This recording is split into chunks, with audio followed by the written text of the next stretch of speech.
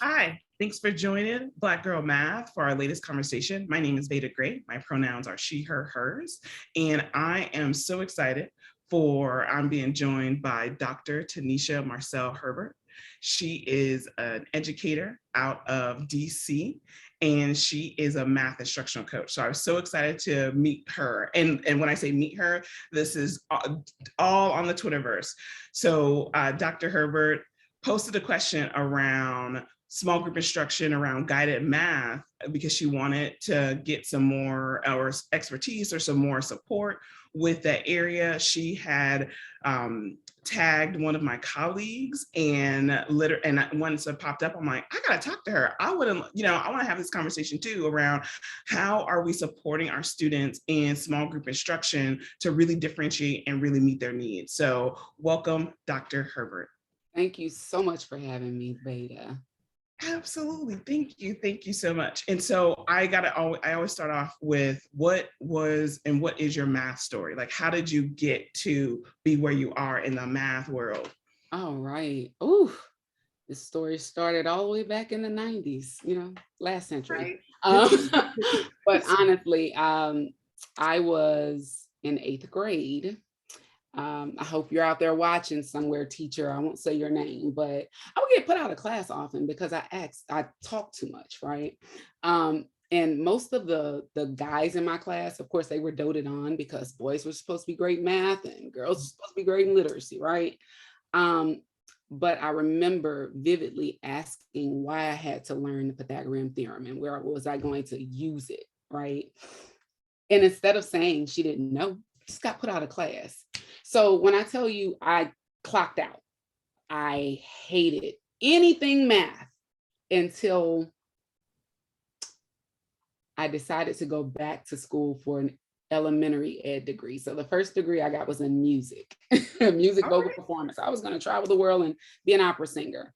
And I fell in love with tutoring children in New Orleans, fell in love with it.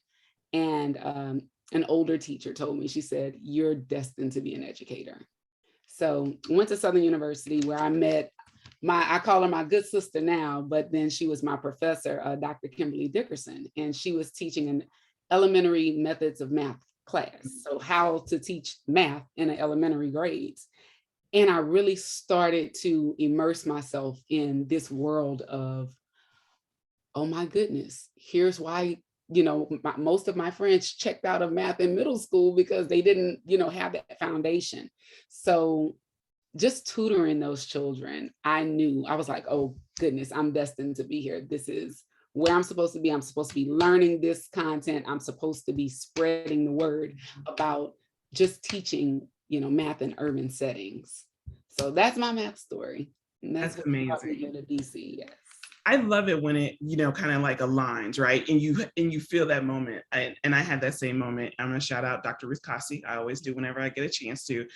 She was like you said, my math methods instructor and professor at Mills College. And it was just like, wait, we can understand this. And she did a whole unit on where we were doing probability. So she pulled out the dice and I was like, yep, that's how I learned math. So yes.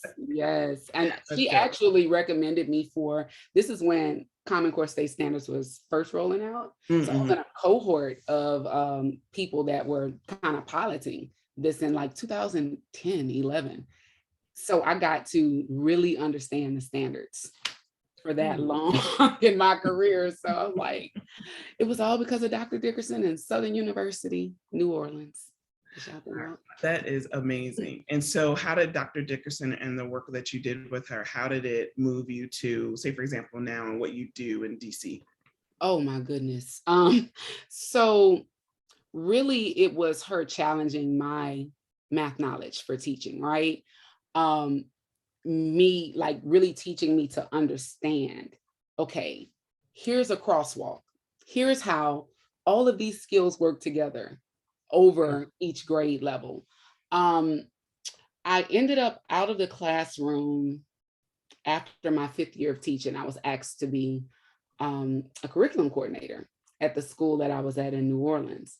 Again, my test scores in my class, they would always be an outlier.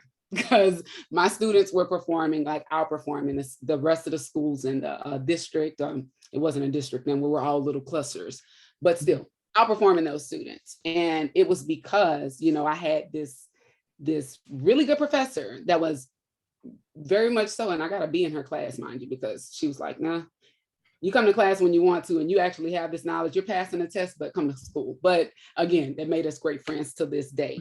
But she always asked, okay, why is this important? And just kept breaking it down to the bare bones. And I was able to translate that to my students. And then again, from there to other teachers. And I always had big dreams. I grew up in foster care. I had very big dreams, even when I was a little girl. Like, I knew I wanted to do something major. And when I finally fell in love with teaching, I'm like, okay, I'm going to go work for the Department of Education. Definitely not that easy, but that's how I ended up in DC. I started applying for positions just everywhere. I wanted out of the South. I wanted something different. I wanted to impact more students. I wanted to continue this work in urban education. And I don't know where it gets more urban than DC. So when I got that invite to, you know, move on up here, I ran for the hills. I'm like, yes. And I chose to work with students that were furthest from opportunity. That's my passion. I love those children. I always say, if a child doesn't understand math, it is not on them. It's not their fault. What can we do better as adults? So, but yeah, it started in New Orleans. It started at Southern University, and it started with someone asking me why, and me beginning to really understand the why. That's amazing. That's amazing. And so, all right, you're in DC, and so you reached out. So tell me, like, what do you work on with your teachers, and what are you already doing, say, for example, in small group instruction to support your students? All right. So first off, we're using Eureka Math as our math curriculum. And just stressing that we aren't teaching a curriculum, we're teaching standards, and really unpacking the standards with teachers in our planning sessions. It makes planning the lessons a lot better. So when I first posed that question, I was like, okay, I'm seeing so many disjointed things going on in the different grade levels in the classrooms.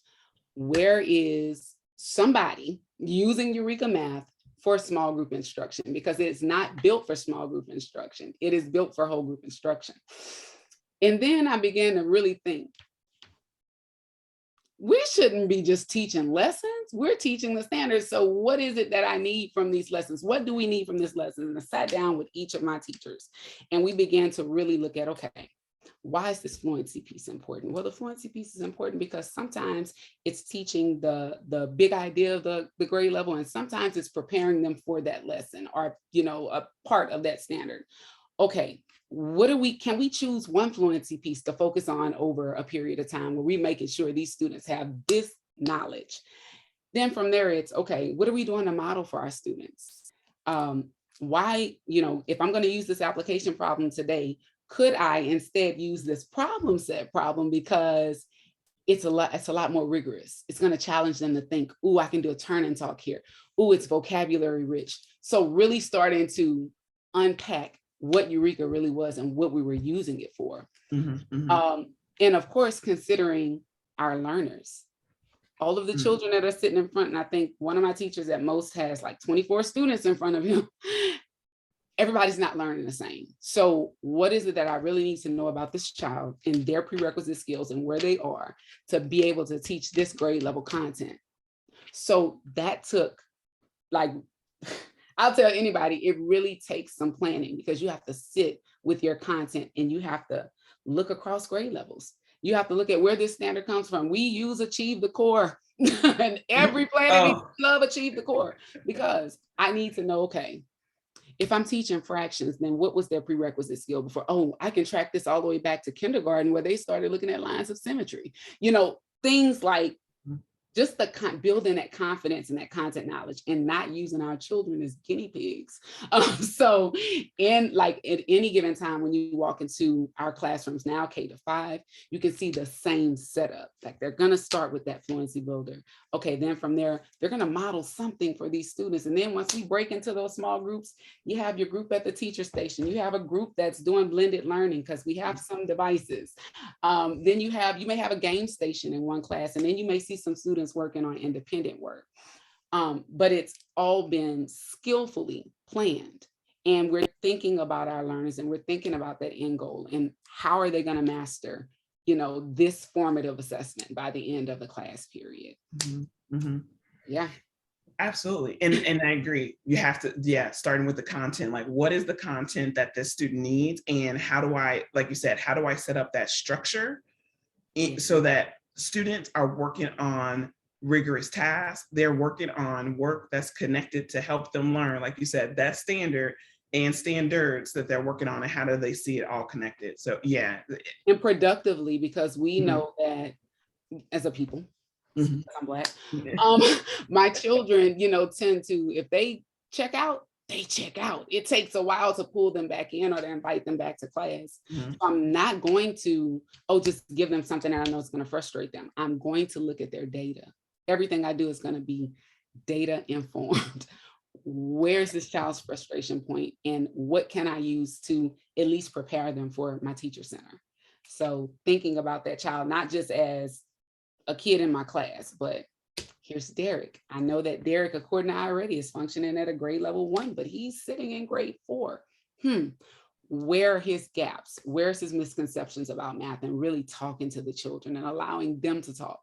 Us taking so much teacher voice out and listening to what it is our students are saying, and being able to say, okay, I know for the game center today, I'm going to have him put together these fractional tiles, or, do something with his hands because he likes to build. But again, that comes with building those relationships with our students and knowing where they are mathematically.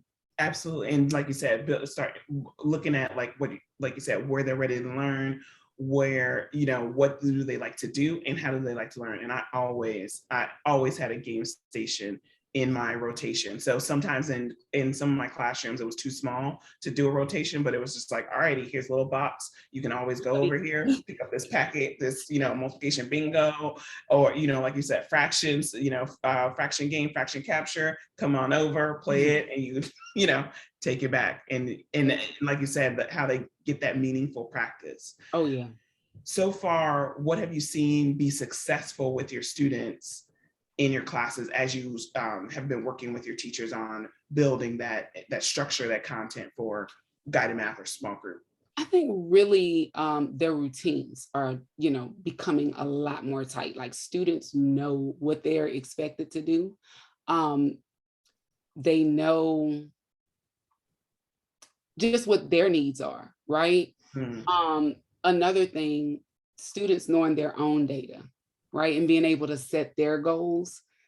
I've seen that flourish over the past months. Like, hey, I didn't do too well, or I wasn't invited to the pizza party this time. Why? Because I didn't show growth on my iReady. So in exchange, I'm getting at least 3 lessons in this week. But children actually knowing their data is important.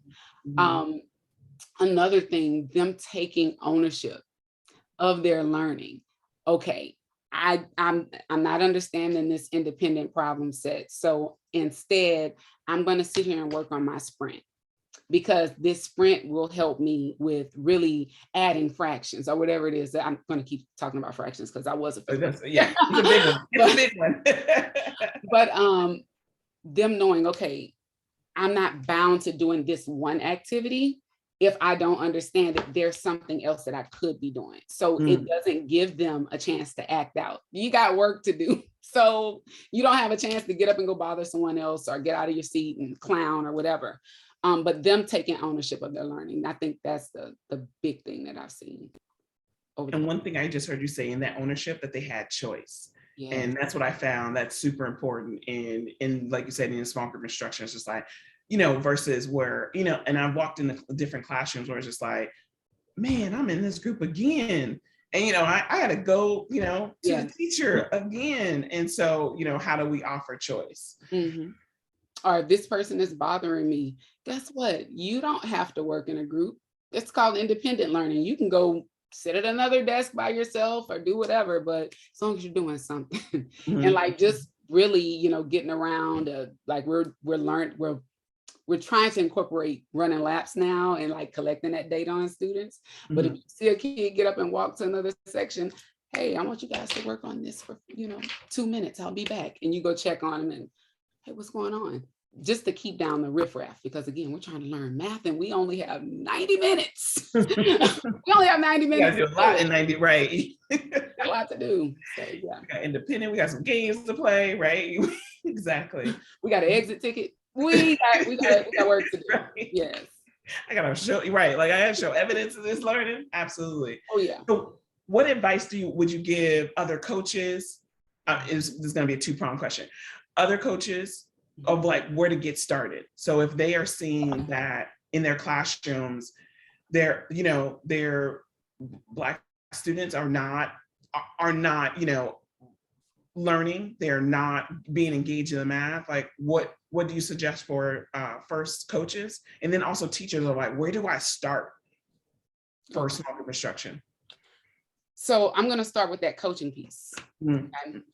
Because one thing about it, two things for sure. If you're a coach, then you've been a teacher before. I have never met anyone that came into math coaching that just jumped out of a class and started coaching. So we can't forget where we came from.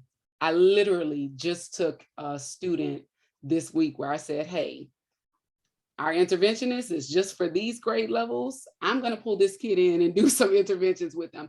Like putting yourself out. I mean, we always say teachers do the heavy lifting, or we want them to do it. I'm here to lift that boulder with you. So making sure that they know, hey, I'm still going to keep my practice up because I'm going to pull some children and do some work with them too. If I realize that students, like if I'm going into a classroom, if I see a child not engaged, I want to know what's going on. So it's easy for me because they know Dr. Herbert. I'm going to pull them to the side. What's up? You ate today? Oh, you hungry? Come on, let's go to my office because I got a little snack stash and dash in the office. Shout out to Donuts Choose. But definitely, just really getting to know those children and building those relationships could undo a lot of the frustrations that teachers have with them not engaging in the math. Because if they can talk to you about what they don't understand, which we are trying to get them to explain, right? What's going on? I don't know.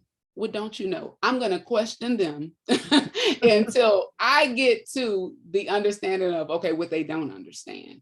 And the same thing goes for teachers. Like you're your child's first, like you're going to be their hero. You don't want to be the teacher that they look back and say, I hated being in this class. You want to be that person that they look back and say, oh my goodness, I remember Miss Franklin used the Jamboard and we were able to do fraction capture with each other. And it was so much fun because we were all sitting in the same class, but everybody was on their computer doing it. And whatever experience you give them, you want it to be memorable, right? But if you're finding again that those children aren't engaged, why? It is up to you as the adult in the room to find out. I'm going to keep investigating until I get, okay, you might get the parent that comes in and say, well, I wasn't too good in math. That's fine, but he will be. And here's why. And here's why you weren't good at math. I love posting videos for my parents. We have to really get out there and still be educators. It's one thing to be a coach, because a coach, you're supposed to lift your team up and make sure we're all strong. But it's another thing to continuously be a practitioner. Okay, we are building this field. Like it's constantly changing, right? Math doesn't change, but the way in which we teach the math does, right? It has to go with the children. Has to grow with, hey, okay, we had a lot of teachers that had to make some shifts doing virtual learning, right? Because they're like, oh, I need my worksheets. Well, guess what happened when those worksheets were taken away? We had to learn some new processes. And that's the same way we want our children to be. We want them to be flexible. We want them to be able to jump in and say, okay, I may struggle through this, but I'm going to keep working until I get to my desired answer. And I'm going to be able to explain to you how I got here. So yeah, just again, relationship building, I'm going to always go back there. I want to know what it is you don't know so I can help you to learn it. Absolutely. Absolutely. And so, and that's from the coach's view. So say, for example, I'm a teacher. I am really comfortable with whole group instruction. Like you said, we're starting to add fractions with like denominators, unlike denominators, you know, whole mix. Where do I get started just to, you know, in my small group? Because, you know, because sometimes it's really overwhelming. It is. And yes, I've seen that quite often in my 16 years where they get real comfortable with that whole group, even now. Okay. So where do you begin? Prerequisite skills. Okay. We want to look at some data. We want to look at something that's telling me if these children, you may have some students, your high flyers that already know how to do this skill. So why is it that I'm going to bore them with reteaching it, right? I'm going to let them do some independent work here. But it comes from, it could be something as simple as a 3-question little mini quiz right quick. I want to see what it is they know or don't know. And if it's something where, let's see what else we could do. It's so many different things. Like we're using Eureka. Before the topics, we have the equip, you know, quizzes that we can give to see, okay, who can I put over here? For us with using iReady, looking at those domains, it tells us if our students are functioning at grade K, grade 1, grade 2, and then that isn't always, you know, valid info because some kids just clicked anything because it's a computer-based test. So I always tell people, hey, lean on your, you know, own understanding. And that means pull in something that I can use to assess that kid right then and there. Then I'm gonna create some groups. I'm gonna say, all right, based on this data sitting in front of me right now, these children should be able to learn on grade level, you know, content. These kids in the middle are almost there. I'm gonna have to do a little more scaffolding with them. That doesn't mean I'm gonna go pull in, if I'm teaching 4th grade, it doesn't mean I'm gonna go pull in 3rd grade or 2nd grade standards. That's not what that means. It means my line of questioning for this group is gonna be really, really, really broken down so I can get them to the understanding I need them. Then I have what I like to call my discovery learners. My babies over here, they're just looking at me. They need something. What is it that they need from me? I don't know. They don't know what they need from me. So maybe in that group, I have a lot more manipulatives for them. Still breaking those questions down where they understand it, finding out where it is that they have a misconception, but I have something that's in front of them where they're able to manipulate some things. It takes planning. Again, I'm gonna always go back. It takes planning. It doesn't take you just knowing math content, but what is out there? What resource can you use to really unpack this standard, get this lesson ready for your 3 different, and matter of fact, it might be a 4th group. Okay, so depending on where your children are, but you have to know the data, you have to know your students, you have to know how they want to learn, you have to know how they learn best. And you definitely have to plan for that. Yeah. Absolutely. Amen to that. So what I heard you share is, and teachers just getting started with small group and taking a look, one is data. You got to know what your students know. That's it.